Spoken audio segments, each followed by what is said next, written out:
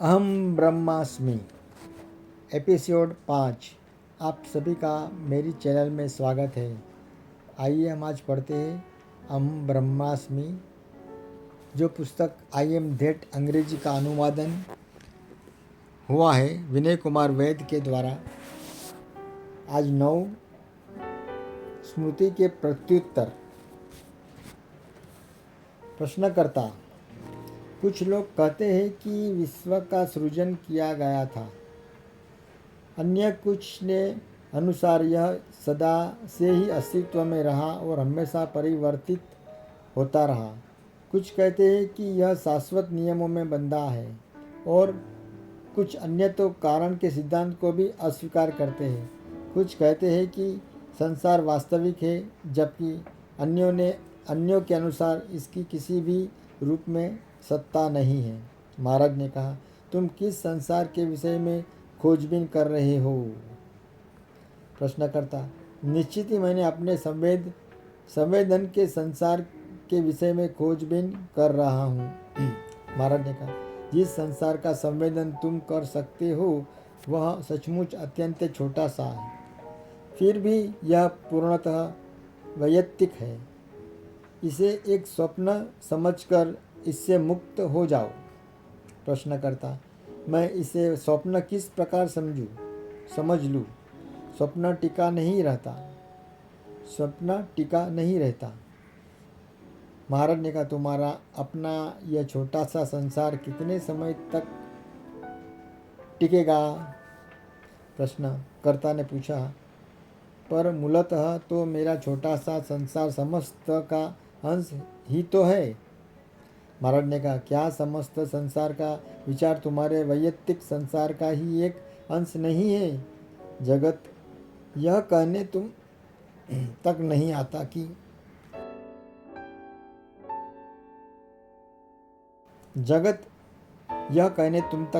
कि तुम उसके एक अंश हो। यह तो तुम ही हो जिसने समस्तता का आविष्कार कर लिया कि ताकि तुम उसके एक अंश हो जाओ। वस्तुतः तो तुम केवल तुम्हारे व्यक्तिगत संसार भर को ही जानते हो, फिर चाहे तुमने इसे तुम्हारी कल्पना और उम्मीदों के द्वारा कितनी ही अच्छी तरह भरा पूरा क्यों न कर लिया हो। प्रश्नकर्ता, पर इंद्रियों से हो रहा संवेदन कल्पना तो नहीं होता? महाराज ने कहा, और भला क्या हो सकता है? संवेदन का अर्थ है पहचानना, क्या ऐसा ही नहीं है? पूरी तरह से अपरिचित किसी वस्तु का भाव मन में उठे यह तो संभव है, परंतु उसका संवेदन संभव नहीं है। संवेदन में स्मृति का होना आवश्यक होता है। प्रश्नकर्ता, ठीक है, परंतु स्मृति इसे भ्रम नहीं बना देती? महाराज ने कहा, संवेदन, कल्पना, आशा, उम्मीद, भ्रम सभी स्मृति पर आश्रित होते हैं। उनके मध्य किसी प्रकार की सीमाएं रेखाएं नहीं होती। वे एक दूसरे में परिवर्तित हो जाते हैं। ये सभी स्मृति के प्रत्युत्तर है। प्रश्नकर्ता, पर यह स्मृति ही तो है जो मेरे संसार की वास्तविकता का प्रमाण देती है। महाराज ने कहा, तुम कितना कुछ स्मरण कर रखते हो। पिछले माह की 30 तारीख को तुम क्या सोच रहे थे, क्या कह रहे थे? अपनी स्मृति की सहायता लेकर इन्हें लिखने का प्रयास करके देखो। प्रश्नकर्ता, हाँ, इस तरह से तो बस वहाँ एक रिक्तता ही है। महाराज ने कहा, फिर भी इतनी अधिक बुरी स्थिति भी नहीं है। तुम बहुत कुछ स्मरण भी रखते हो। जिस संसार में तुम रहते हो, अचेतन स्मृति उसे इतना अधिक परिचित सा बना देती है। प्रश्नकर्ता, माना कि जिस संसार में मैं रहता हूँ वह स्वपरक, सब्जेक्टिव और अपूर्ण है, आपके बारे में क्या कहेंगे? आप किस प्रकार के संसार में रहते हैं? महाराज ने कहा, मेरा संसार भी तुम्हारे सा ही है। मैं इस संसार में देखता, सुनता, सोचता, बोलता और व्यवहार करता हूँ, जिसका संवेदन मुझे बिल्कुल तुम्हारी तरह ही होता है। पर तुम्हारे लिए बस यही सब कुछ होता है, जबकि मेरे लिए यह लगभग कुछ भी नहीं सा होता है। संसार को मैं अपना अंश जानकर उस पर मैं उससे अधिक ध्यान नहीं देता, जितना ध्यान तुम उस भोजन पर देते हो जिसे तुम खा चुके हो। जब भोजन तैयार हो रहा होता है और जहाँ खाया जा रहा होता है, तब वह तुमसे पृथक होता है और तुम्हारा मन उसमें लगा हुआ होता है। एक बार गले से उतर जाने पर पश्चात तुम इसका विचार भी नहीं करते। मैंने संसार को ग्रास निगल लिया है और उसके बारे में कुछ सोचना मेरे लिए शेष नहीं है। प्रश्नकर्ता, क्या इस प्रकार आप पूर्णतः उत्तरदायित्वहीन नहीं हो जाते? महाराज ने कहा, ऐसा कोई संभव है? जो वह वस्तु मेरा हिस्सा हो गई है, उसे भला मैं किस प्रकार हानि पहुंचाऊंगा? बल्कि इसके विपरीत संसार का विचार न करते हुए मैं जो भी करता हूँ उससे संसार का हित ही होगा। जिस मनुष्य का शरीर अचेतन रहते हुए भी अपने आप को स्वस्थ रखता है, उसी प्रकार मैं संसार के कल्याण में अनवरत कार्यरत हूँ। प्रश्नकर्ता, परंतु फिर भी आप संसार की गहन पीड़ा को भी जानते हैं। महाराज ने कहा, अवश्य ही, तुमसे कहीं बहुत अधिक। प्रश्नकर्ता, तो इसके लिए आप क्या करते हैं? महाराज ने कहा, मैं इसे ईश्वर की आंखों से देखता हूँ और पाता हूँ कि सब कुछ शुभ हो। प्रश्नकर्ता, आप यह कैसे कह सकते हैं कि सब शुभ है? युद्ध, शोषण, नागरिकों और सरकार के बीच चली रही क्रूर टकराए, इन सब को देखिए। महाराज ने कहा, ये सभी पीड़ाएं मनुष्य निर्मित है और यह मनुष्य की क्षमता में है कि उन्हें वह समाप्त कर सके। ईश्वर की सहायता इस मांग के रूप में होती है कि मनुष्य अपने कर्मों के परिणाम का सामना करे और हानि की क्षतिपूर्ति करे। कर्म का सिद्धांत यह नियम है जो न्याय के लिए कार्यरत रहता है। वह ईश्वर का मनुष्य की पीड़ा के लिए उपचाररत हाथ ही है। 10. साक्षिता। 1. प्रश्नकर्ता, मुझे बहुत सी कामनाएं हैं और मैं उन्हें पूर्ण करना चाहता हूँ। मैं जो चाहता हूँ उसे कैसे पाऊँ? महाराज ने कहा, तुम जो पाना चाहते हो, क्या उसे के लिए आवश्यक पात्रता तुम में है? अपने कामनाओं को पूरा करने के लिए तुम्हें किसी न किसी रूप में कार्य करना होगा। अपनी ऊर्जा लगाओ और परिणाम की प्रतीक्षा करो। प्रश्नकर्ता, मुझे ऊर्जा कहाँ से प्राप्त होगी? महाराज ने कहा, कामना स्वयं ऊर्जा ही होती है। प्रश्नकर्ता, तो प्रत्येक कामना क्यों नहीं पूरी हो जाती? महाराज ने कहा, संभव है कि वह पर्याप्त शक्तिशाली और टिकाऊ न रही हो। प्रश्नकर्ता, हाँ, यही मेरी समस्या है। मैं इच्छाएं तो करता हूँ, परंतु जब कार्य करने का समय आता है तो तुरंत सुस्त हो जाता हूँ। महाराज ने कहा, जब तक इच्छा स्पष्ट या शक्तिशाली नहीं होती, तब तक यह साकार नहीं हो सकती। और यदि तुम्हारी कामनाएं वैयक्तिक केवल भोग हेतु होती है, तो जो ऊर्जा तुम लगाते हो वह आवश्यक रूप से सीमित ही होती है। जितनी ऊर्जा तुम्हारे पास है, उससे अधिक तो यह कभी भी नहीं हो सकती। प्रश्नकर्ता, जी हाँ, प्रायः सामान्य व्यक्ति भी जिसे चाहते हैं उसे प्राप्त कर ही लेते हैं। महाराज, हाँ, परंतु तभी जब कामना तीव्र और अपेक्षाकृत दीर्घ काल तक टकी रहने वाली होती है, पर तब भी उनकी उपलब्धियां सीमित ही हुआ करती है। प्रश्नकर्ता, यदि कोई कामना निस्वार्थ बुद्धि से उठे तब?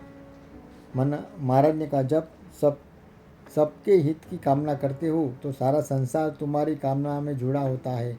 मानव मात्र की कामना को अपनी कामना बना लो और उसके लिए कार्य करो, तब तुम असफल न रहोगे। प्रश्नकर्ता, मानवता तो ईश्वर का कार्य है, मेरा नहीं है। मैं अपने लिए ही सोचता हूँ। क्या अपनी न्यायोचित कामनाओं को पूर्ण करने का अधिकार मुझे नहीं है? उससे किसी की कोई हानि नहीं होगी। मेरी कामना ये न्याययुक्त है, वे सुसंगत है, वे पूरी क्यों नहीं हो सकती? क्यों नहीं हो? महाराज ने कहा, इच्छाएं परिस्थितियों के प्रसंग से ही सही अथवा गलत होती है। यह उनकी प्रति तुम्हारी दृष्टि का है। इस पर निर्भर होता है। केवल व्यक्ति के संदर्भ में ही सुसंगत और असंगत का ठीक ठीक निश्चय किया जा सकना संभव होता है। इस प्रकार के निश्चय हेतु क्या आधार होता है? प्रश्नकर्ता ने पूछा। मुझे कैसे पता चले कि मेरी कौन सी इच्छाएं सुसंगत है और कौन सी असंगत है? महाराज ने कहा, तुम्हारे लिए वे गलत है जो दुख की ओर ले जाती हो, और वे ठीक है जो सुख की दिशा में ले जाए। परंतु तुम दूसरों का मत भूलो, उनके सुख दुख भी महत्व रखते हैं। प्रश्नकर्ता, परिणाम तो भविष्य के सामने आते हैं, मैं कैसे जान सकता हूँ कि वे क्या होंगे? महाराज ने कहा, अपने मन से कार्य लो, स्मरण रखो, ध्यान दो। तुम दूसरों से भिन्न नहीं हो। उनके अधिकांश अनुभव तुम्हारे लिए आदर्श का कार्य करेंगे। स्पष्टता और गहराई से विचार करो। अपनी इच्छाओं को संरचना, उनकी शाखा प्रशाखा की परीक्षा करो। वे तुम्हारे मानसिक और भावनात्मक बनावट का सर्वाधिक महत्वपूर्ण अंश होगी और तुम्हारे कृत्यों के बलपूर्वक प्रभावित करती है। यह स्मरण रखो कि जिसे तुम ठीक से नहीं जान लेते, उनका त्याग कर पाना तुम्हारे लिए असंभव होता है। अपने से परे जाने के लिए तुम्हारे अपने आप को जानना चाहिए।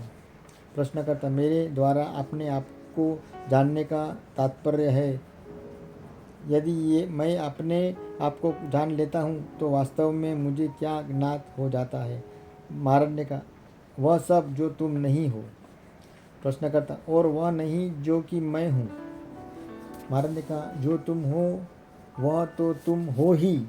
जो तुम नहीं हो उसे जान लेने पर तुम उसे छूट जाते हो और अपनी स्वयं की स्वाभाविक अवस्था में स्थिर हो जाते हो। यह सब बिल्कुल अपने आप और अनायास होता है। प्रश्नकर्ता, और क्या क्या आविष्कृत होता है? महाराज ने कहा, तुम्हें यह स्पष्ट हो जाता है कि आविष्कार हेतु कुछ भी नहीं है। तुम वह हो जो तुम हो और यह पर्याप्त है। प्रश्नकर्ता, पर अनंतः मैं कौन हूँ? महाराज, जो भी तुम नहीं हो उस सब का पूर्ण निषेध। प्रश्नकर्ता, मैं ठीक से समझ नहीं पा रहा हूँ। महाराज ने कहा, तुम्हारी यह दृढ़ धारणा बन गई है कि तुम्हें कुछ न कुछ होना आवश्यक है। यह धारणा तुम्हारी दृष्टि को अवरुद्ध कर देती है। प्रश्नकर्ता, मैं इस धारणा को कैसे मुक्त हो सकता हूँ? महाराज ने कहा, यदि तुम्हारा मुझ पर पूर्ण भरोसा है तो मेरे द्वारा यह बतलाया जाने पर कि तुम यह शुद्ध चैतन्य हो और चेतना को और इसके संपूर्ण अंतर तत्व को भी प्रकाशित करता है, तुम इस बात पर भी विश्वास रखना चाहिए। इसे साक्षात अनुभव तक तद अनुसार जीने लगे। और यदि मुझ पर तुम्हें विश्वास नहीं है तो स्वयं अपने अंतर में उतरो, मैं कौन हूँ की खोज करो, या फिर अपने मन को मैं हूँ पर केंद्रित करो, जो कि शुद्ध और सहज सत्ता मात्र है। प्रश्नकर्ता, मेरी आप में श्रद्धा का क्या आधार हो सकता है? महाराज ने कहा, इसका आधार तुम वह अंतर्दृष्टि होगा जिससे कि तुम दूसरों के हृदय में झांक सकते हो। यदि तुम मेरे हृदय में नहीं देख पाते तो अपने स्वयं के ही हृदय में देखो। प्रश्नकर्ता, मैं इन दोनों ही बातों में अक्षम हूँ। महाराज ने कहा, अनुशासन और सकारात्मक जीवन के माध्यम से स्वयं को शुद्ध करो। अपने विचारों, भावनाओं, वाणी और कार्य पर ध्यान दो। इस प्रकार से तुम्हारी दृष्टि में स्पष्टता आएगी। प्रश्नकर्ता, क्या इससे पहले यह आवश्यक नहीं है कि मैं सब कुछ छोड़ दूँ, अपना घर भी त्याग दूँ? महाराज ने कहा, तुम छोड़ नहीं सकती। तुम घर बार त्याग कर अपने परिवार को कष्ट में तो अवश्य डाल सकते हो, परंतु मोह के बंधन मन में होते हैं और वे तुम्हें तब तक न छोड़ेंगे जब तक कि तुम अपने मन को स्वयं सम्यक रूप न जान लो। पहला कार्य पहले करो, अपने आप को जान लो, अन्य अपनी चिंता स्वयं कर लेगा। प्रश्नकर्ता, पर आप मुझे बता चुके हैं कि मैं सर्वोच्च वास्तविकता हूँ। क्या यह अपने आप को जानना न हुआ? महाराज ने कहा, तुम सर्वोच्च वास्तविकता अवश्य हो, पर इससे क्या? रेत का हर कण ईश्वर ही है, इसे जान लेना महत्वपूर्ण है तो, परंतु यह प्रारंभ भर है। प्रश्नकर्ता, ठीक है, आपने मुझे बताया कि मैं सर्वोच्च वास्तविकता हूँ। अब इसके पश्चात मेरे द्वारा क्या किया जाना आवश्यक है? महाराज ने कहा, मैं तुम्हें यह कह ही चुका हूँ। इस सब का पता लगा वो, और जो कि तुम नहीं हो, देह, भावनाएं, विचार, धारणाएं, काल, आकाश, अस्तित्व या अनस्तित्व, यह अथवा वह, कोई भी केंद्रीय या बाह्य अथवा कल्पित आकृति की वस्तु जिसकी और तुम संकेत कर सको, तुम नहीं हो। केवल शाब्दिक व्यक्तित्व काम नहीं देंगे। तुम अनवरत किसी सूत्र का दोहराते रहो तो कोई बात न बनेगी। तुम्हारे अपने आप पर निरंतर दृष्टि रखनी होगी, विशेषतः तुम्हारे मन पर। प्रति क्षण बिना कुछ भी चुके स्व अपने आप पूरा से पर जो स्व नहीं है कि पृथक पृथक हो सकने के लिए यह आवश्यक है। प्रश्नकर्ता, साक्षी रहना क्या मेरा वास्तविक स्वरूप नहीं है? महाराज ने कहा, साक्षी रहने की स्थिति में भी कोई अन्य वस्तु है जिसका साक्षी हुआ जाता है, अर्थात फिर भी हम द्वैत में ही है। प्रश्नकर्ता, साक्षी की साक्षीता के बारे में क्या कहेंगे? चेतन का चैतन्य। महाराज ने कहा, सब शब्दों को जोड़ने भर से प्रगति नहीं होती। अपने अंतर में प्रवेश करो और तुम क्या नहीं हो इसे खोजो, अन्य बातों का कोई महत्व नहीं है। 11 चैतन्य और चेतना। प्रश्नकर्ता, सुषुप्ति की अवस्था में आप क्या करते हैं? महाराज ने कहा, मुझे सुषुप्ति में होने का बोध रहता है। प्रश्नकर्ता, क्या सुषुप्ति अचेतन अवस्था नहीं होती है? महाराज ने कहा, हाँ, मुझे अचेतन होने का बोध बना रहता है। प्रश्नकर्ता ने पूछा, और जब आप जागृति अथवा स्वप्न में होते हैं तब? महाराज ने कहा, मैं तब जागृति अथवा स्वप्नावस्था के बोध से युक्त रहता हूँ। प्रश्नकर्ता, मैं आपका तात्पर्य नहीं समझ पा रहा। आप ठीक ठीक क्या कहना चाहते हैं? पहले मैं अपने शब्दों और उनसे मैं जो अर्थ ग्रहण करता हूँ उसे स्पष्ट कर देता हूँ। सुषुप्ति का अर्थ मेरी दृष्टि में अचेतनता है। जागृति का चेतनता और स्वप्नावस्था में मैं यह अर्थ करता हूँ कि उस समय अपने मन के प्रति चेतनता तो बनी रहती है, परंतु अपने आसपास की वस्तुओं और परिवेश में अनभिज्ञता हो जाती है।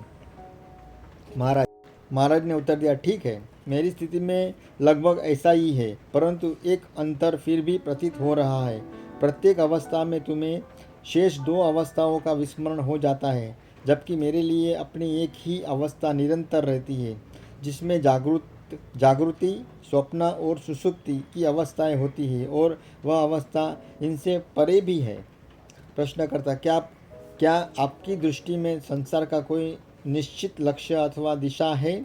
महाराज ने कहा, संसार मेरी कल्पना का प्रतिबिंब मात्र है। मैं जो कुछ भी देखना चाहूँ देख सकता हूँ, पर मैं सृजन, विकास और प्रलय के विभिन्न प्रकारों का आविष्कार भला किस लिए करूं? मुझे उनकी आवश्यकता नहीं। संसार मुझ में है, संसार अर्थात स्वयं मैं इससे भय नहीं रखता और न इसे किसी मनोगत चित्र के रूप में किसी ताले में बंद कर सुरक्षित भी रखना चाहता हूँ। प्रश्नकर्ता, हम पुनः निद्रा के विषय पर लौटे। क्या आपको स्वप्न आते हैं? महाराज ने कहा, हाँ आते हैं। प्रश्नकर्ता, आपके स्वप्न क्या होते हैं? महाराज ने कहा, वे जागृत अवस्था की प्रतिध्वनि या मात्र होती है। प्रश्नकर्ता, और आपकी गहरी सुषुप्ति की अवस्था? महाराज ने कहा, वह है मस्तिष्क की चेतनता का स्थितिगत हो जाना, स्थगित हो जाना। वह है मन की मस्तिष्क की चेतना का स्थगित हो जाना। क्या आप क्या तब आप अचेतन होते हैं? महाराज ने कहा, हाँ, अपने परिवेश के प्रति। प्रश्नकर्ता, शायद पूर्णतः अचेतन भी नहीं होते। महाराज ने कहा, मुझे यह बोध बना रहता है कि मैं अचेतन हूँ। प्रश्नकर्ता, आप बोध और चेतन इन दो शब्दों का प्रयोग करते हैं, क्या उनका एक ही अर्थ नहीं है? महाराज ने कहा, बोध अर्थात चैतन्य आद्य ही है। यह मूल अवस्था है, प्रारंभ, अंत और कारण से रहित, जिसे आधार की आवश्यकता नहीं, अखंड और अविकारी। चेतन के बिना चेतना संभव नहीं होती, परंतु चैतन्य चेतना के अभाव में भी बना रहता है, जैसे कि सुषुप्ति में। चैतन्य परम वस्तु है, जबकि चेतना अपनी अंतर वस्तु के सापेक्ष हुआ करती है। चेतना सदैव किसी वस्तु की होती है। चेतना आंशिक और परिवर्तन युक्त होती है, जबकि किसी वस्तु की होती है। जबकि चैतन्य पूर्ण, परिवर्तन रहित, निश्चल और शांत है, और हर अनुभव की यही सर्वनिष्ठ भूमि भी है। प्रश्नकर्ता, चेतना से परे चैतन्य में प्रवेश किस प्रकार किया जाता है? महाराज ने कहा, चूंकि चेतना का अस्तित्व सदैव चैतन्य की आधार भूमि से ही संभव हो पाता है, अतएव चेतना की प्रत्येक अवस्था में चैतन्य तो निहित ही होता है। इसलिए चेतन होने की प्रति चेतनता, यह स्वयं चैतन्य के अंतर्गत ही एक गतिविधि हो जाती है। अपनी चेतना की धारा के प्रति अभिरुचि हो, तुम चैतन्य की दिशा में अग्रसर हो जाते हो। यह कोई नवीन अवस्था नहीं है, इसे तुरंत ही मूल आधार अनुभव की तरह पहचान लिया जाता है, जो कि स्वयं जीवन ही है और प्रेम तथा उल्लास भी है। प्रश्नकर्ता, यदि वास्तविकता सदैव ही हमारे साथ है, तो फिर आत्म साक्षात्कार में क्या होता है? महाराज ने कहा, साक्षात्कार अज्ञान के विपरीत वस्तु है। संसार को सत्य समझना और अपने आप को असत्यता देना अज्ञान दुख का कारण होता है। केवल अपने आप आत्मा को ही सत्य जानना और शेष ही अनित्य तथा अस्थायी जान लेना मुक्ति, शांति और आनंद है। यह सब बहुत सरल है। वस्तुओं को कल्पना के माध्यम से न देखते हुए जैसे ही उसी रूप में उन्हें देखना सीखो। जब तुम वस्तुओं को यथार्थतः देख सकते हो, तब तुम स्वयं को भी वास्तविक रूप में देख पाओगे। यह किसी दर्पण के स्वच्छ के करने के समान है। वही दर्पण जो संसार को यथार्थ रूप में दिखलाता है, तुम्हारे चेहरे का भी वास्तविक रूप तुम्हें दिखलाएगा। दर्पण को स्वच्छ करने के लिए साधन है मैं हूँ, विचार रूपी कपड़ा, इसका प्रयोग करो। 12 व्यक्ति वास्तविकता नहीं है। व्यक्ति वास्तविकता नहीं है, प्रश्नकर्ता पूछ रहा है। कृपया हमें यह बताइए कि आपको आत्मज्ञान किस प्रकार हुआ? महाराज ने कहा, जब मैं 34 वर्ष का था तब मेरी भेंट मेरे गुरु से हुई, और जब मैं 37 वर्ष का था तब मुझे आत्मज्ञान हो चुका था। प्रश्नकर्ता, क्या घटित हुआ? किस प्रकार का परिवर्तन आया? महाराज ने कहा, मैं सुख दुख की पकड़ से छूट गया। मैं इच्छा और भय से मुक्त हो गया। मैंने अपने आप को परिपूर्ण पाया। कोई वस्तु आवश्यक न रह गई।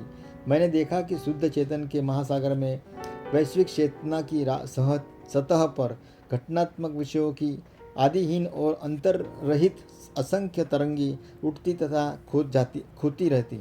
चेतना की तरह वे सब मैं भी ही हूँ। घटनाओं की रूप में वे सभी मेरी है।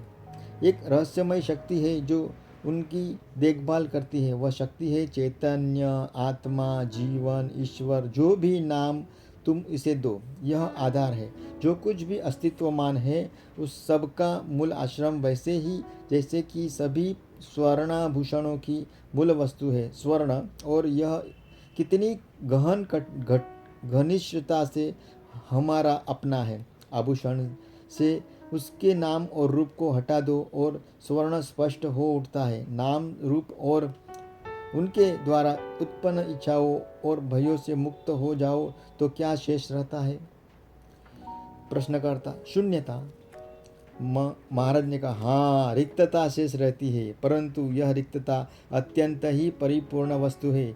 जिस प्रकार चेतना शाश्वत प्रत्यक्षता है, उसी प्रकार यह शाश्वत संभावना और क्षमता है। प्रश्नकर्ता, क्या क्षमता शब्द में आपका संकेत भविष्य की ओर है? महाराज ने जवाब दिया, भूत, वर्तमान और भविष्य वे सभी उसमें है, और अनंत गुहा अधिक और भी बहुत कुछ। अनंत गुना अधिक और भी बहुत कुछ है उसमें। प्रश्नकर्ता, पर चूंकि रिक्तता तो रिक्तता है, इसका हमें कोई उपयोग नहीं है। महाराज ने कहा, तुम ऐसा कैसे कह सकते हो? सातत्य में बाधा आए बिना पुनर्निर्मित कैसे संभव है? क्या कोई भी वस्तु मृत्यु से गुजरे बिना बिना ही नए के रूप में आ जाए, ऐसा संभव है?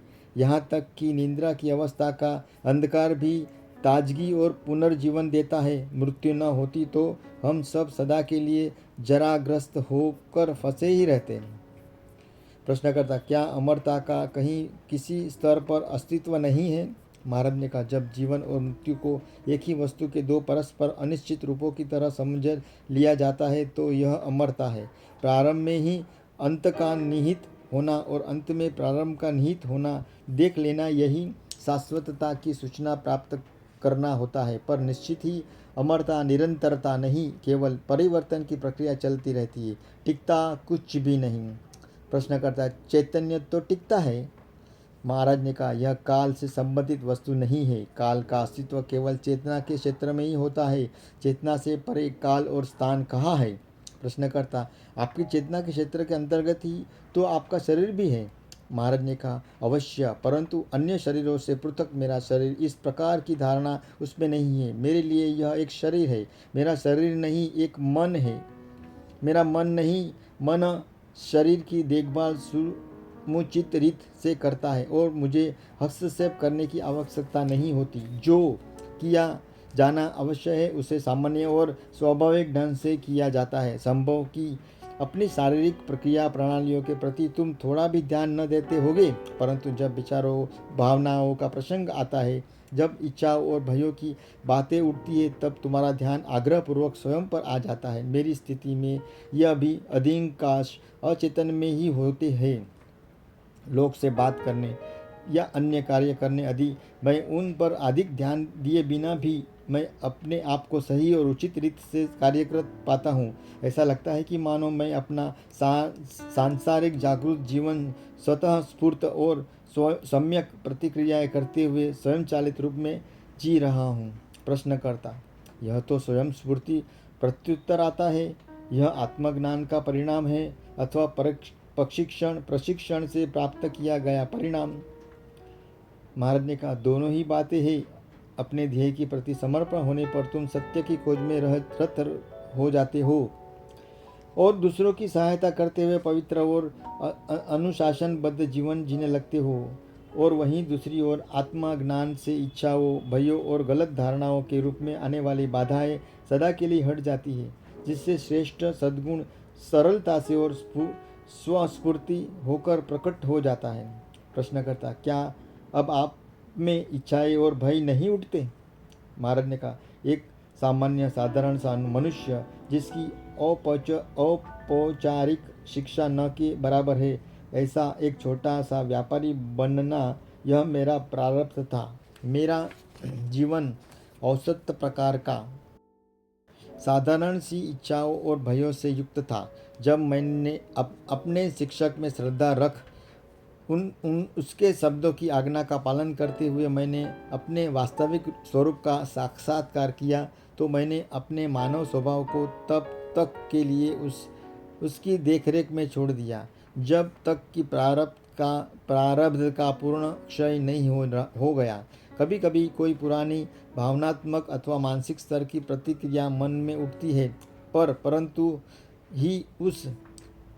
तुरंत ही उस पर दृष्टि पड़ती है और उसका निषेध कर दिया जाता है, क्योंकि जब तक कोई भी व्यक्ति के भार को ढोता रहता है तब तक निश्चित ही उसकी आदत और व्यक्ति चित्र की विशिष्टता इडियोसिंक्रेसाइज का शिकार हो जाता है। प्रश्नकर्ता, क्या आप मृत्यु से भयभीत नहीं होते? महाराज ने कहा, मैं मृत ही हूँ। प्रश्नकर्ता, किस प्रकार? महाराज ने कहा, मैं दोहरे रूप में मृत हूँ। मैं न केवल अपने शरीर के प्रति मृत हूँ वरन अपने मन के प्रति भी मर चुका हूँ। प्रश्नकर्ता, हो सकता है कि ऐसा ही हो, परंतु आप मृत तो बिल्कुल भी नहीं प्रतीत होते। महाराज ने कहा, ऐसा तो तुम कहते हो, ऐसा प्रतीत होता है कि मेरी स्थिति के बारे में मुझे से अधिक तुम्हें पता है। प्रश्नकर्ता, क्षमा करें, मैं ठीक से समझ नहीं पाता हूँ। आप कहते हैं कि आप देह और मन से रहित है, जबकि मैं आपको जीवन के परिपूर्ण और कार्यकुशल पाता हूँ। महाराज ने कहा, तुम्हारे मस्तिष्क और देह में एक अत्यंत जटिल कार्य निरंतर चलता रहता है, पर क्या तुम्हें उसका पता भी चलता है? बिल्कुल पता नहीं चलता, परंतु किसी बाहरी व्यक्ति की दृष्टि में सब कुछ अत्यंत ही कुशाग्रह पूर्वक किया जाता और लक्ष्य से निर्दिष्ट होकर किया जा रहा प्रतीत होता है। फिर तुम यह क्यों नहीं स्वीकार कर पाते कि किसी का समस्त वैयक्तिक जीवन भले ही चेतना ही महिमा में पूर्णतः निमज्जित हो गया हो, परंतु फिर भी सरलता और स्पष्टता से चल सकता है? प्रश्नकर्ता, परंतु क्या यह सरल स्वाभाविक है? महाराज ने कहा, सरल स्वाभाविक किसे कहते हैं? इच्छा और भयों से ग्रस्त, संघर्ष और टकराहटों से भरा, निरर्थक और आनंद विहीन तुम्हारा जीवन। क्या बस इसी ही सरल स्वाभाविक समझा जाए? क्या इसे ही सरल स्वाभाविक समझा जाए? क्या अपने शरीर की गहन चिंता में डूबे रहना यह स्वाभाविक है? भावनाओं के द्वंद्व से टूट जाना, विचारों वृत्तियों की यातनाओं झेलते रहना, क्या यही है सामान्य होना? एक स्वस्थ शरीर और मन यद्यपि उनकी स्वामी के द्वारा संवेदित नहीं भी किए जाते हैं, फिर भी सरलता से जीते हैं। बिरले ही अवसरों पर पीड़ा या दुख से गुजरने पर वे स्वामी का ध्यान और विवेक अपनी ओर आकर्षित करते हैं। क्या इसी बात को पूरे वैयक्तिक जीवन पर लागू नहीं किया जा सकता? यह संभव है कि कोई व्यक्ति हर हो रही बात का सम्यक और संपूर्ण प्रत्युत्तर देता हो, पर यह अवश्य नहीं है कि ऐसा करने के लिए उसे उन बातों का अपने ध्यान के दायरे में लाना ही पड़ता हो। जब स्व नियंत्रित द्वितीय स्वभाव सा हो जाता है, तब चैतन्य अपने ध्यान की दिशा को अस्तित्व और कर्म के अपेक्षाकृत गहन तलों की ओर मोड़ देता है। प्रश्नकर्ता, क्या इस प्रकार से आप एक रोबोट नहीं हो जाते? महाराज ने कहा, जो अभ्यासात्मक और पुनरावृत्ति युक्त है उसे स्वचालित हो जाने दे तो इसमें क्या हानि है, और वैसे ही तो यह स्वचालित ही होता है, परंतु यदि ये अव्यवस्थित हो जाए तो पीड़ा उत्पन्न करते हैं और तब उस पर ध्यान देना होता है। एक स्वच्छ और अनुशासनबद्ध जीवन का लक्ष्य यह होता है कि मनुष्य अव्यवस्थितता और दुख के बोझ से मुक्त हो सके। प्रश्नकर्ता, ऐसा लगता है कि आप कंप्यूटरों की तरह के प्रणालीबद्ध जीवन के पक्ष में हैं। महाराज ने कहा, यदि जीवन समस्याओं से मुक्त रहे तो इसमें क्या अनुचित है? व्यक्तित्व वास्तविकता का एक प्रतिबिंब भर होता है। यदि किसी प्रकार की स्वचालित प्रक्रिया द्वारा यह प्रतिबिंब अपने मूल का प्रतिरूप बनता हो तो यह तो अधिक अच्छी बात होगी। क्या व्यक्ति के लिए यह आवश्यक है कि वह अपनी कोई पृथक योजना रखे? व्यक्ति जिसकी अभिव्यक्त है उसका जीवन ही उसे मार्गदर्शन देगा। यदि तुम यह समझ लो कि व्यक्ति वास्तविक न होकर उसकी छाया भर होता है, तब तुम भयग्रस्त और चिंताग्रस्त न रहोगे। तब तुम हृदय के मार्गदर्शन को स्वीकार कर लेते हो और जीवन अज्ञात में ले जाने वाले एक यात्रा हो जाती है। 13 सर्वोच्च सत्ता मन और शरीर। प्रश्नकर्ता, आपने हमें जो कुछ बताया उससे यह प्रतीत होता है कि आप अपने परिवेश के बारे में सदैव ही सचेत नहीं रहते। हमें तो आप अत्यधिक सावधान और सक्रिय प्रतीत होते हैं। हम शायद ही यह विश्वास कर पाए कि आप ऐसे किसी सम्मोहनपूर्ण अवस्था में हैं जिसकी बाद में स्मृति नहीं रहती। इसके विपरीत आपकी स्मृति तो एकदम प्रखर प्रतीत होती है। जहाँ तक आपका प्रश्न है, आपके इस कथन को कि संसार और जो कुछ भी इसमें है उसका अस्तित्व नहीं है, हम किस प्रकार समझें? महाराज ने कहा, यह इस पर निर्भर करता है कि मन किस तरह उन्मुख है। तुम्हारा मन संसार के प्रति उन्मुख है, मेरा मन वास्तविकता के प्रति। यह दिन के समय में चंद्रमा के प्रकाश सा है। जब सूर्य चमकता है तब चंद्रमा कठिनाई से दिखाई पड़ता है। या यह देखो कि तुम किस प्रकार अपने भोजन को ग्रहण करते हो। जब तक यह तुम्हारे मुख में होता है तुम्हें उसका बोध रहता है। एक बार गले से नीचे उतरा कि फिर तुम उस पर बिल्कुल ध्यान नहीं देते। जब तक शरीर इसे पूर्णतः पचा नहीं लेता तब तक यदि चिंता करनी पड़े तो यह कष्टप्रद हो जाएगा। सामान्यतः तो मन को परे ही स्थित रहना चाहिए। निरंतर सक्रिय बने रहना रुग्ण अवस्था है। जगत स्वचलित है, इतना मैं जानता हूँ, और कुछ जानने की मुझे क्या आवश्यकता है? प्रश्नकर्ता, अर्थात एक ज्ञानी जब अपने मन को अपने द्वारा होने वाले कार्यों की ओर मोड़ता है, केवल तभी जान पड़ता है कि यह क्या कर रहा है। अन्यथा यह कार्यों के अप्रभावित और असंबद्ध रहता है। महाराज, सामान्य मनुष्य अपने शरीर के प्रति विशेष सचेत नहीं होता। वह अपने इंद्रिय जनित संवेदनाओं, उत्तेजनाओं, भावों, विचारों और आदि के प्रति अपेक्षाकृत अधिक सचेत होता है। ये सब भी वैराग्य के जागृत होने के पश्चात चेतना के केंद्र से दूर चले जाते हैं और स्वयं स्फुट और अनायास होने लगते हैं। प्रश्नकर्ता, तो फिर चेतना का केंद्र क्या है? महाराज ने कहा, वह जिसे नाम या आकर नहीं दिया जा सकता, क्योंकि यह निर्गुण और चेतना से परे है। तुम यह कह सकते हो कि यह चेतना में स्थित ऐसा एक बिंदु है जो कि चेतना से परे भी है। जिस प्रकार किसी कागज में किया गया छिद्र उसमें होते हुए भी उस पृथक होता है, जब उसी प्रकार से सर्वोच्च सत्ता का स्थान भी होता है। यह अद्यपि चेतना का ही केंद्र है, फिर भी उसे परे की वस्तु है। यह जैसे मन में स्थित एक द्वार है जिससे मन में प्रकाश की बाढ़ आई ही जाती है, पर स्वयं प्रकाश नहीं है। यह बस द्वार भर है। प्रश्नकर्ता, द्वार का अर्थ है अनुपस्थिति, रिक्तता। महाराज ने कहा, बिल्कुल ठीक है। मन के दृष्टिबिंदु से यह मन के आकाश में चैतन्य के प्रकाश के प्रवेश करने का द्वार है। अपने आप में प्रकाश की तुलना उस ठोस सघन चट्टान से अविचलित एक सार और अविकारी शुद्ध चेतन से ही की जा सकती है, जो नाम और रूप की मानसिक आकृतियों से मुक्त है। प्रश्नकर्ता, क्या मानो आकाश और सर्वोच्च सत्ता अर्थात परम धाम के बीच किसी प्रकार का कोई संबंध है? महाराज ने कहा, सर्वोच्च सत्ता मन को अस्तित्व देती है, मन शरीर को। प्रश्नकर्ता, और इस सबसे परे क्या है? महाराज ने कहा, एक उदाहरण लो। एक पूज्य योगी जो कि दीर्घायु प्राप्त की विद्या में निष्णात है और स्वयं 1000 वर्ष से अधिक आयु जी चुका है, अपनी विद्या सिखलाने हेतु मेरे पास आता है। मैं उसे पूरा आदर देता हूँ और उसकी उपलब्धियों की मुक्त कंठ से प्रसन्नता करता हूँ, पर फिर भी मैं उसे इतना ही कहता हूँ, दीर्घायु होने का मुझे क्या उपयोग है।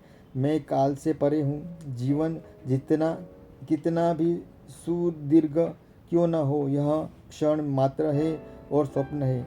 इसी प्रकार मैं समस्त समाधियों, गुणों आदि से भी परे हूँ। मेरे प्रकाश में वे प्रकट और विलुप्त होते हैं, परंतु मेरा वर्णन कर पाना उनके लिए संभव नहीं है। जगत गुणों और उनके भेदों पर आश्रित नाम और रूप भर है, जबकि मैं परे हूँ। चूँकि मैं हूँ इसलिए संसार है, परंतु मैं संसार नहीं हूँ। प्रश्नकर्ता: परंतु आप संसार में रह रहे हैं। महाराज ने कहा, यह तुम कहते हो, मैं जानता हूँ कि संसार है जिसमें कि यह मन तथा देह है, परंतु मैं उन्हें अन्य मनों और देहों की अपेक्षा अधिक मेरा नहीं मानता। वे काल और आकाश के अंतर्गत है, जबकि मैं काल आकाश से निरपेक्ष हूँ और इनसे रहित भी। प्रश्नकर्ता: परंतु चूंकि आपके प्रकाश से ही सबका अस्तित्व है, तो क्या आप ही संसार से सुदृष्टिकर्ता नहीं है? महाराज ने, न तो मैं वस्तु की सुप्त संभावना हूँ, न उनका प्रत्यक्षीकरण और न ही उनकी प्रत्यक्ष अवस्था हूँ। जैसे किसी छिद्र से आ रहे सूर्य के प्रकाश में धूल के कण नाचते रहते हैं, उसी प्रकार सब वस्तुएं मुझ में आती जाती रहती है। प्रकाश कणों और प्रकाशित तो करता है, पर उन पर निर्भर नहीं होता। यह भी नहीं कहा जा सकता कि यह उनका सृजन करता है, और यह भी नहीं कि यह उन्हें जानता है। प्रश्नकर्ता: मैं आपसे प्रश्न करता हूँ और आप उत्तर दे रहे हैं। क्या आप प्रश्न और उनके उत्तर के प्रति सचेत है? महाराज, वस्तुतः न तो मैं सुन रहा हूँ और न ही उत्तर दे रहा हूँ। घटनाओं के संसार में प्रश्न और उत्तर दोनों घटित होते रहते हैं। मेरे साथ कोई भी घटना नहीं घटती, हर बात बस होती भर है। प्रश्नकर्ता: और आप साक्षी मात्र होते हैं। महाराज, साक्षी का अर्थ क्या है? मात्रा, ज्ञान। वर्षा हुई और फिर पानी बरसना बंद हो गया, मैं नहीं भीगा। मैं जानता हूँ कि वर्षा हुई, पर मैं प्रभावित नहीं हुआ। मैं वर्षा के मात्र साक्षी रहा। प्रश्नकर्ता: एक आत्मोपलब्ध मनुष्य जो अनायासी सर्वोच्चम अवस्था में निमग्न रहता है, खाता पीता और अन्य कार्य करता प्रतीत होता है, इस सब का बोध उसे रहता है या नहीं? महाराज, जागतिक चेतना अथवा मन को, जिसमें की चेतना गतिशील रहती है, हम चेतना का अधिष्ठान कहते हैं। चेतना के समस्त विषय आपस में मिलकर जगत बनाते हैं। इन दोनों ही से परे, दोनों को आधार देने वाली अवस्था सर्वोच्च अवस्था होती है, गहन प्रशांति और मन की अवस्था। वहाँ जो भी जाता है विलुप्त हो जाता है। यह शब्दों या मन की पहुँच से बाहर है। इसमें तुम ईश्वर, परब्रह्म और सर्वोच्च वास्तविक सत्य कह सकते हो, किंतु यह मन द्वारा दिए गए नाम है। यह अनाम किसी भी प्रकार की विषय वस्तु से रहित, प्रयास रहित और स्वस्फूर्त अवस्था है, जो अस्थि और नास्ति के बाहर है। प्रश्नकर्ता: क्या उस अवस्था में व्यक्ति सचेतन बन रहता है? महाराज, जिस प्रकार विश्व मन की देह है, उसी प्रकार चेतना सर्वोच्च सत्ता की देह है। सर्वोच्च सत्ता वेतन नहीं है, बल्कि चेतना को उदित करती है। प्रश्नकर्ता: मेरे नित्य के कार्यकलापों में अधिकांश यंत्रवत अपने आप होता है। मुझे अपने कार्य के सामान्य उद्देश्य का बोध तो रहता है, परंतु प्रत्येक गतिविधि का विस्तृत बोध नहीं रहता। मेरी चेतना जितनी ही विस्तृत और गहन हो जाती है, विषय का विस्तार मुझे साधारण विधाओं के लिए मुक्त करता हुआ उतना ही पीछे लौट जाता है। क्या ज्ञानी के साथ भी ऐसा नहीं होता? क्या फिर उसे बढ़कर और कुछ होता है? महाराज, हाँ, चेतना के तल पर और सर्वोच्च अवस्था के तल पर नहीं। यह सर्वोच्च अवस्था पूर्णतः एक और अविभाज्य वास्तविकता का एक अखंड अकेला ठोस पिंड है। इसे जानने का एकमात्र उपाय यह है, यह मन उस तक नहीं पहुँच सकता।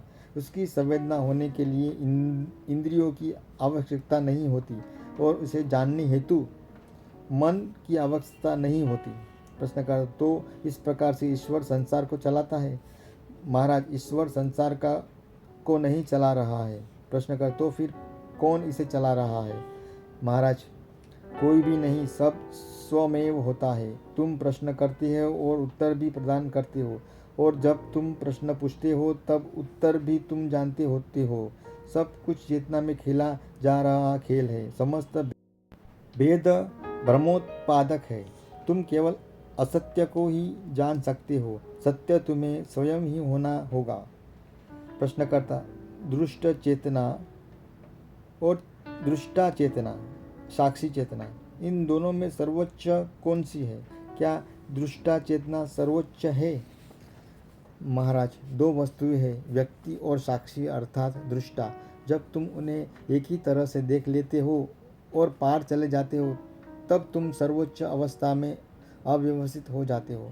यह संवेदना गम्य संवेद नहीं है, क्योंकि यही संवेदन को संभव बनाता है। यह अस्ति और नास्ति परे है। यह तो न तो दर्पण है न दर्पण में स्थित प्रतिबिंब। यह वह है जो कि है, काल रहित वास्तविकता, अविश्वसनीय रूप से दृढ़ और ठोस।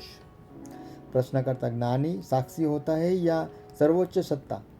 महाराज का निश्चित ही वह सर्वोच्च वस्तु है, परंतु उसे वैश्विक साक्षी के रूप में भी ग्रहण किया जा सकता है। प्रश्नकर्ता, परंतु क्या तब भी वह व्यक्ति बना रहता है? महाराज, यदि तुम अपने व्यक्ति होने के विश्वास से ग्रसित हो तो तुम्हें सर्वत्र व्यक्ति दिखाई पड़ते हैं। वास्तव में व्यक्ति कहीं ही नहीं है, केवल स्मृतियाँ और अभ्यास जन्य प्रवृत्तियाँ के सूत्र भर है। साक्षात्कार के क्षण में व्यक्ति समाप्त हो जाता है, मिट जाता है। निजत्व तब भी रहता है, पर निजत्व व्यक्ति नहीं है। यह पहले ही एक वास्तविकता में सन्निहित ही होता है। व्यक्ति की स्वतः कोई सत्ता होती ही नहीं है। यह साक्षी को मन में बना प्रतिबिंब मैं हूँ होता है, और यह भी पुनः अस्तित्व का ही एक प्रकार है। प्रश्नकर्ता, क्या सर्वोच्च तत्व चेतन है? महाराज, न तो चेतन और न अचेतन। यह मैं अपने अनुभव से तुम्हें बता रहा हूँ। प्रश्नकर्ता, उपनिषद में कहा है प्रज्ञानम ब्रह्म। यह प्रज्ञा क्या वस्तु है? महाराज, यह स्वयं जीवन का ही अहम वृत्ति रहित ज्ञान ही है। प्रश्नकर्ता, क्या यह प्राण है, जीवन ऊर्जा अर्थात जीवंतता है? महाराज, प्रथम है ऊर्जा, क्योंकि प्रत्येक वस्तु ऊर्जा का रूप है। जागृति में चेतना सर्वाधिक स्पष्ट होती है, स्वप्नावस्था में अपेक्षाकृत कम स्पष्ट, और सुषुप्त में तो वह भी कम। तुरीय अवस्था में एक सार, उससे भी परे अनिर्वचनीय केवल सदवस्तु मात्र ज्ञान का धाम है। प्रश्नकर्ता, मेरा हाथ कट गया था और फिर धीरे धीरे घाव भी भर गया। यह किस शक्ति द्वारा हुआ? महाराज, जीवन की शक्ति से। प्रश्नकर्ता, वह शक्ति क्या है? महाराज, वह चेतना है। सब कुछ चेतना मात्र है। प्रश्नकर्ता, चेतना का स्रोत क्या है? महाराज, चेतना स्वयं ही हर वस्तु का स्रोत है। प्रश्नकर्ता, क्या चेतने के अभाव में जीवन संभव है? महाराज, नहीं, और न जीवन के अभाव में चेतना। वे दोनों एक ही है, पर वस्तुतः तो केवल मूल सत्ता ही है। शेष तो नाम और रूप की बात है, और जब तक तुम जिसका नाम और रूप है बस वही अस्तित्वमान होता है, इस धारणा से बंधे रहते हो, तब तक सर्वोच्च सत्ता तुम्हें अस्तित्व रहित प्रतीत होती है। जब तुम यह समझ लेते हो कि नाम और रूप खोखले छिलके मात्र है, जिनके भीतर कुछ भी नहीं है, और जो वास्तविक है वह नाम रूप रहित जीवन का शुद्ध ऊर्जा और चेतना का प्रकाश है, तब तुम वास्तविक के गहन मौन में निम्न होकर शांत हो जाओगे। प्रश्नकर्ता, यदि काल और स्थान मात्र भ्रम है और आप उनसे परे हैं, तो कृपया बताइए कि इस समय न्यूयॉर्क में कैसा मौसम है? क्या वहाँ गर्मी पड़ रही है या वर्षा हो रही है? प्रश्न, महाराज, यह मैं कैसे कर सकता हूँ? ऐसी बातों के लिए विशेष प्रशिक्षण आवश्यकता होता है या फिर बस न्यूयॉर्क चले जाना भी पर्याप्त है? यह बहुत संभव है कि मैं अपने काल और स्थान से परे होने के विषय में सुनिश्चित रूप से सही जानता हूँ, पर फिर भी अपनी इच्छानुसार अपने आप को काल स्थान से किसी बिंदु विशेष पर स्थित कर पाने में असमर्थ हूँ। मुझे इस बारे में पर्याप्त रुचि नहीं है। योग के इस प्रकार के विशेष प्रशिक्षण में मुझे कोई सार्थकता अनुभव नहीं होती। मैंने न्यूयॉर्क के बारे में सुना भर है। मेरे लिए यह बस एक शब्द ही है। शब्द से जो ज्ञात हो सकता है उसे अधिक कुछ जानने की मुझे क्या आवश्यकता है? यदि प्रत्येक परमाणु अपने आप में हमारे विश्व सा ही एक जटिल विश्व होता हो, तो क्या मेरे लिए यह आवश्यक है कि मैं उन सबको जानूं? हाँ, यदि मैं प्रशिक्षण लूँ तो जान सकता हूँ। प्रश्नकर्ता: न्यूयॉर्क के बारे में मैं प्रश्न करने में मुझे क्या भूल हुई? महाराज, संसार और मन ये दोनों सत्य की अवस्थाएं हैं, सर्वोच्च अवस्था नहीं है। यह सर्व अवस्थाओं में व्याप्त है, परंतु यह किसी अन्य वस्तु की अवस्था नहीं है। यह पूर्णतः कारण रहित, मुक्त, अपने आप में परिपूर्ण तथा काल और स्थान, मन और पदार्थ से विलक्षण वस्तु है। प्रश्नकर्ता: आप इसे किस लक्षण द्वारा पहचानते हैं? महाराज, एक महत्वपूर्ण बात यह है कि अपना कोई चिन्ह नहीं छोड़ती। ऐसा कुछ नहीं है जिसके माध्यम से इसे पहचाना जा सके। चिन्ह और विधियों के लिए चलने वाली समस्त खोज को त्याग कर इसे प्रत्यक्ष ही देखना होता है। जब सारे नामों रूपों को त्याग दिया गया हो तो वास्तविक तुम्हारे सक्षम होता है। तुम्हें इसी खोज की आवश्यकता नहीं रह जाती है। विभिन्नता और विविधता मन के खेल पर भर है। सुदस्तु केवल एक ही है। प्रश्नकर्ता: यदि वास्तविकता अपना कोई प्रमाण हमारे सामने नहीं रखती तो इसके बारे में कुछ कहा ही नहीं जा सकता। महाराज, यह है, इसका निषेध संभव नहीं है। यह गहन और गूढ़ सब रहस्यों से अधिक रहस्यमय है, पर यह है जबकि अन्य सब बस घटता भर है। प्रश्नकर्ता: क्या यह अज्ञात है? महाराज, यह ज्ञात और अज्ञात दोनों से परे है, परंतु मैं इसे अज्ञात न कह कर ज्ञात ही कहना चाहूँगा, क्योंकि जब कभी भी कुछ भी जाना जाता है तो वास्तविक को ही जाना जाता है। प्रश्नकर्ता: क्या मौन वास्तविकता का गुण है? महाराज, यह भी मन का ही है। समस्त अवस्थाएं और दशाएं मन की होती है। प्रश्नकर्ता: और समाधि का क्या स्थान है? महाराज, अपनी चेतना का उपयोग न करना समाधि है। तुम अपने मन को एक और अकेला छोड़ देते हो। तुम न तो अपने मन से कुछ चाहते हो, न अपने तन से।